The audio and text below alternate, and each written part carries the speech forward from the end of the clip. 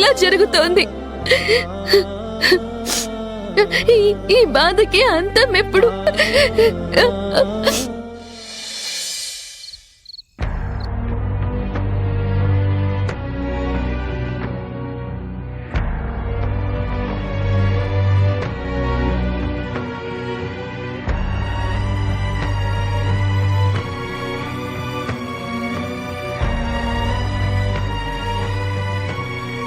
ఏమైంది అలా ఉన్నారు? మా కంపెనీ పూర్తిగా నష్టాల్లో కూరుకుపోయింది. అసలున్న జాబ్ కూడా పోయేలా ఉంది.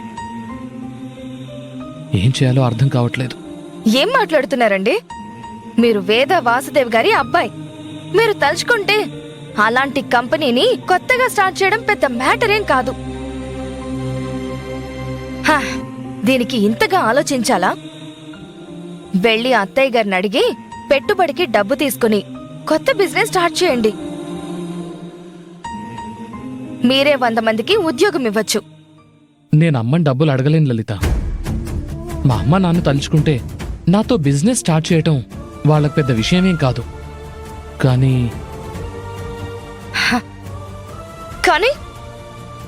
స్వయం కృషితో ఎదగాలని మిమ్మల్ని ఎలా వదిలేశారు? మీ తమ్ముడేమో తెలివిగా బిజినెస్ లో ఎదిగాడు. మీరేమో నష్టపోయి ఇదిగో ఇలా నెల జీతానికి గొడ్డు కష్టం చేస్తున్నారు. లలిత, ఎందుకు ఊరికే రాద్ధాంతం చేస్తున్నావు? నాది రాద్ధాంతం కాదండి, భయం. మీరిలా నత్తనడక నడిస్తే మనం ఎదగలేం.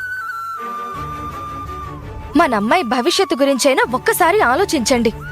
లలిత, నా మీద నీకు నమ్మకం లేదా చెప్పు?